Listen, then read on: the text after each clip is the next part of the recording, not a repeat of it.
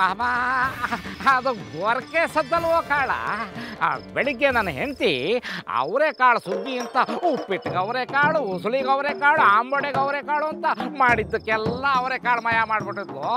ಹೊಟ್ಟೆ ಒಳಗೆ ಆ ಕಾಳು ಕಾವಾಗಿ ಆವಿಯಾಗಿ ಹೊರಗಡೆ ಬರ್ತಾ ಇದೆ. ಇನ್ನೇನು ಬಂದಿದ್ದಲ್ಲ, ನಿಮ್ಮಿಂದೇನು ಬಂದಿದ್ದ? ಪ್ರಕೃತಿ ನಿಯಮ ಬಿಡಿ. ನಡಿ ನಡಿ.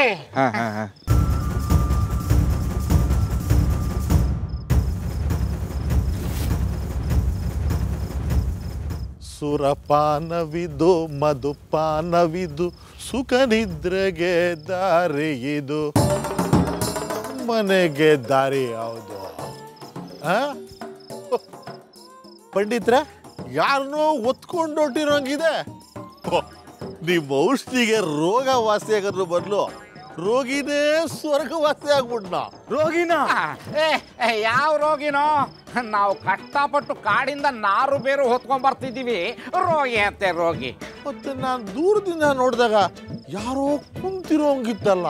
ಕೂತಿದಂಗ ಲೇ ಕುಡ್ಕ ಬಿದ್ರಯ್ಯ, ಹಗಲು ರಾತ್ರಿ ಎಂದೇ ಹೆಂಡ ಕುಡಿದು ನಶೆನಲ್ಲಿ ಹಂಗೆ ತೇಲ್ಗಣ್ಣು ಬಿಟ್ಕೊಂಡು ಓಡಾಡ್ತಿರ್ತೀಯ. ನಿನ್ಗೆ ಕುಂತವ್ರು ನಿಂತವ್ರೆಲ್ಲ ಕಂಡು ಬಿಡ್ತಾರಾ? ನಾವೆಷ್ಟೇ ನಶೆನಲ್ಲಿದ್ರು ನಮ್ಮ ಲೆಕ್ಕಾಚಾರ ಮಾತ್ರ ತಪ್ಪಲ್ಲ. 1 2 3 4 5 ಐದ ಅವನ್ಯಾರು? ಲೇ 1 2 3 4 5 5 ಅಲ್ವನಪ್ಪ ನೀನು ಹೇಳಿದ್ದು? ಇದು ಲೆಕ್ಕ ಅಂದ್ರೆ ಹೋಗ್ತಾ ಆಯ್ತು ತಾನೆ, ತಾವೇನು ತೊಲಗಬಹುದು.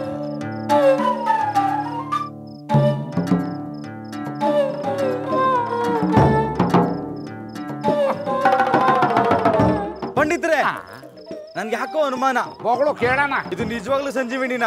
ಇನ್ನೇ ನಿಮ್ಮ ಅಜ್ಜಿ ಪಿಂಡಾನ? ನಮ್ಮ ಅಜ್ಜಿ ನನ್ಗಿಂತ ಗಾತ್ರ ಇದ್ಲು, ಆದ್ರೂ ಅವಳೆಣ್ಣೆ ಇಷ್ಟು ಭಾರ ಇರ್ಲಿಲ್ಲ. ಅಪ್ಪ ಅದು ಸಂಜೀವಿನಿ, ನೀನು ಪರ್ವತ, ಅದಕ್ಕೆ ಭಾರ. ಬಾರೋ ಬರ್ತೀನಿ.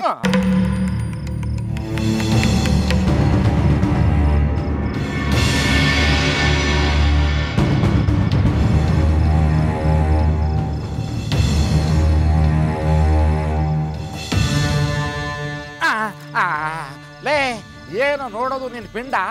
ಆಗಲ್ಲ ಆಗಲ್ಲ ಅಂತ ಮನೆವರೆಗೂ ಬಂದ್ಬಿಟ್ಟಲ್ಲ. ಇಳಿಸೋ.